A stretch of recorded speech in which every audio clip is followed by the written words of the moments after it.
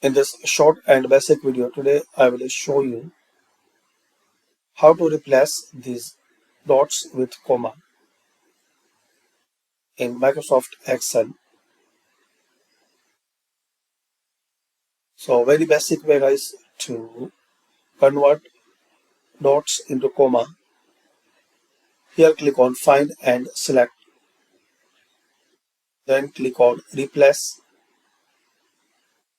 Find what type comma. Find what type dot and replace with type comma. Then here just click on replace all. Then click on OK and close it. So this is the method guys. You can convert dots into comma in Microsoft Excel. Thanks for watching.